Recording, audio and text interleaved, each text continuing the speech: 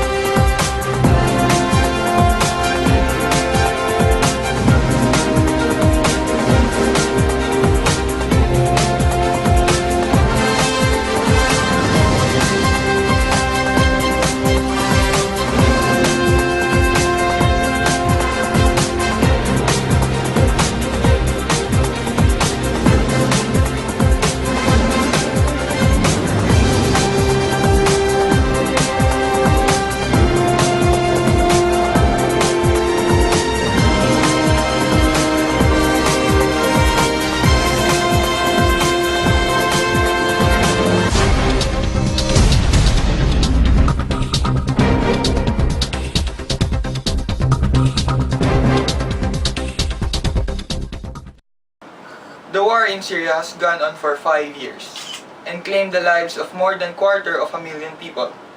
Violence in Syria began in March 2011, and the Middle Eastern country has been crippled by a brutal civil war ever since. Innocent people died because of the clashes between 4 factions. Syrians fled in neighboring countries, left their homes just to keep safe. New threat enters the Syria, the IS, or Islamic State. IS is a radical militant group which has used violence against anyone who doesn't agree with their extremist views. US, UK, and other countries joined forces to infiltrate IS, taking fire on Iraq with their planes. Wednesday, December 2, 2015, MPs voted in favor of military action in Syria against IS. First airstrike was carried out by RAF or Russian Air Force. Tornado jets within hours of the vote in the House of Commons. This results to destruction of occupied area of IS and death of IS members. And another news from international pertaining to world leaders. We must tackle income inequality.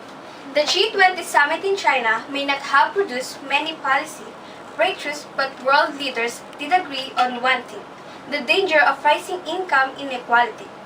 Politicians from a wide range of ideological backgrounds emphasized the importance of sharing the benefits of growth more evenly in the global economy. The mantra was repeated by President Obama, as well as his counterparts from Britain and China. Christine Lagarde, the head of the International Monetary Fund, echoed with her own message of inclusive growth. People on low wages, with lower qualifications or skills, were the driving force behind the Brexit vote that will lead to the UK leaving the European Union after more than 40 years. In the US, the Democratic and Republican nominees for president have both spoken out against the Trans-Pacific Partnership or TPP. And that's the news from international politics with that. Also reporting, Angelica. Angelica? Thanks, Jane. After President Duterte made aggressive comments against Obama after his pre-departure speech when members of the media asked him what he was going to tell Obama about the alleged extrajudicial killings in the country, the US President called up a planned meeting Tuesday with President Duterte, seeking distance from US allies leader during a diplomatic tour that puts Obama close quarter with a cast of contentious world figures. A public break from the Philippines would put Obama in a tough position, given the Southeast Asian nation's status as a longtime US ally. The Obama administration has sought to compartmentalize by arguing that military and other cooperation won't be jeopardized even if it detests the current Philippine leader's tone. I am Angelica Marie, reporting One News. Now, let's move on to national news. Thanks, Aaron. DTI imposes 60-day price freeze on basic commodities owing to the declaration of state of national emergency on account of lawlessness. The price freeze covers basic goods like sugar, while liquefied petroleum gas and kerosene are fixed at their current rate for 15 days. However, DTI are considering lifting the price ban in areas that are not affected by conflict. I'm Justin Rose Briones, reporting for One News. Stay tuned and we'll be right back.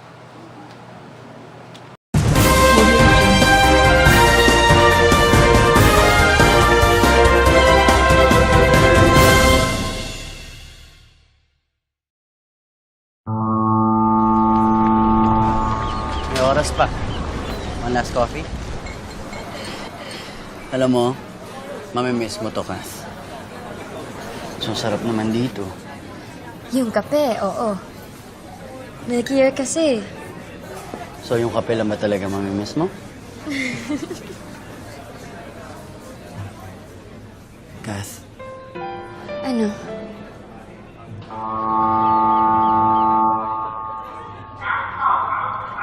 Ako na lang ata yung hinihintay. A cup in hand, you know it's worth your while.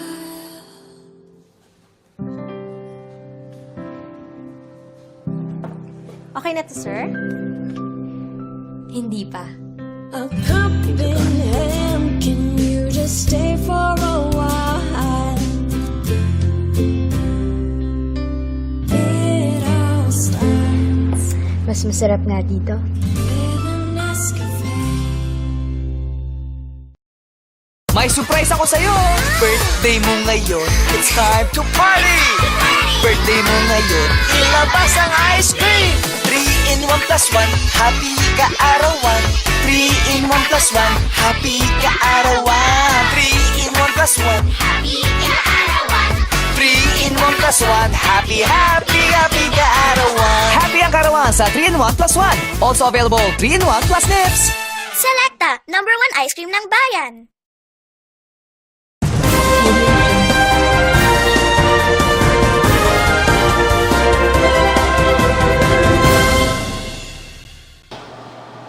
And now we're back. Let's move on to the most awaited part of the millennials, the fashion. Good day, everyone. I'm Jessica Cruz to report the fashion trends with you today. It's about the seasonless runways for new trend fashion. Like most fashion girls, we're not exactly patient when it comes to new trends.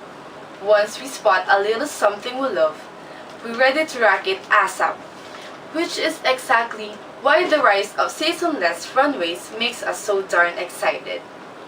One spring 17 style we're already adding to cart, a feminine ruffled skirt which pairs well with a variety of tops from bottom downs to statement shirts to simple graphic tees.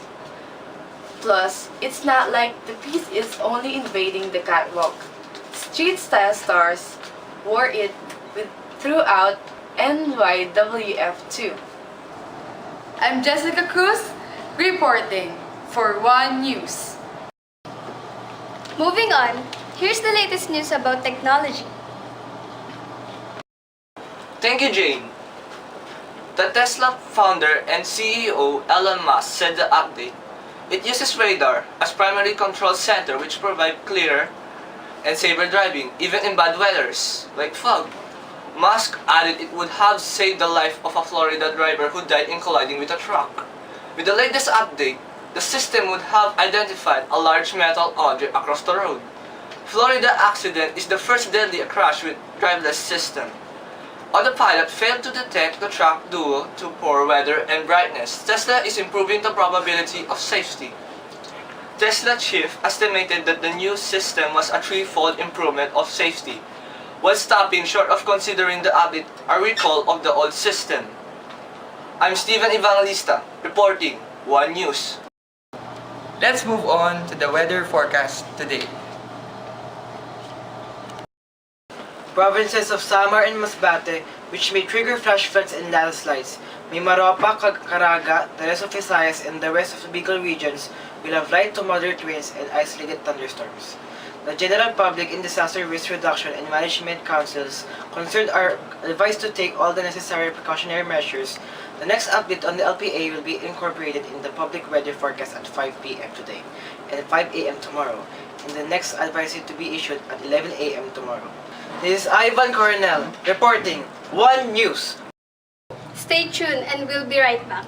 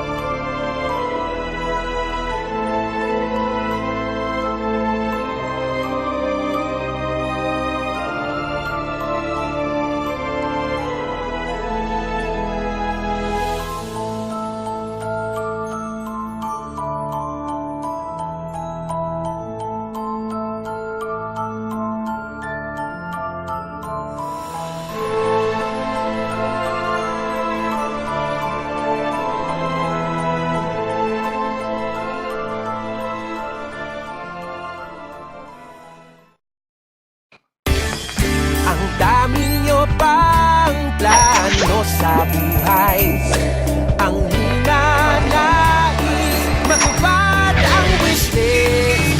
Kung di pa ready, magka-baby. Trust quality choices. Ito unang gamitin. Balang araw, ready na rin. Pero kung hindi pa, mag-trust ka muna.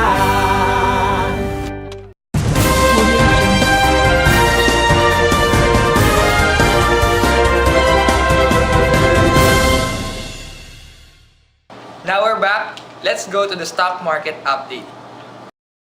Good morning everyone, this is Simon Enriquez reporting live from the marketing department. As of October 7, 2016, exactly at 3:30 p.m., the market closed with an overall loss of 0.55%.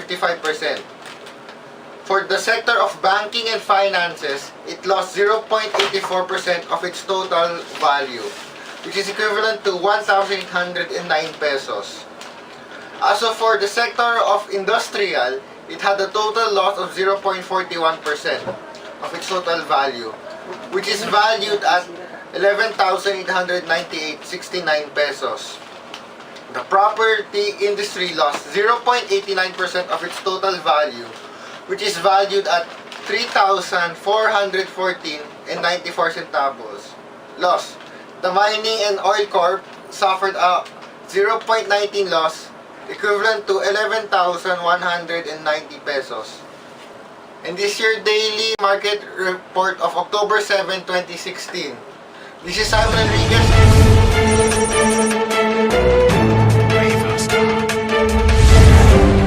Wet road in Pasig City causes collision of two trucks, resulting to the death of the drivers of the truck. It was reported that the two trucks was so fast and result to the death of the drivers. This is Match reporting for One News. Let's go now to the sports update. Thanks, Aaron. The 2016 Naismith Basketball Hall of Fame class is headlined by some true basketball legends.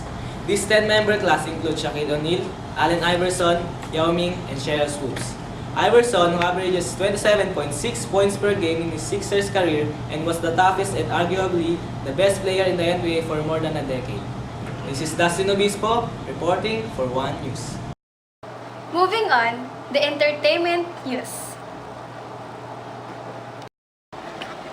Following weeks of sold-out preview screenings, South Korean zombie movie Train to Busan broke the city's box office record for a Korean-language film within 4 days of its August 25 general release, taking in more than 16 million Hong Kong dollars at the 47 cinemas showing it on Hong Kong.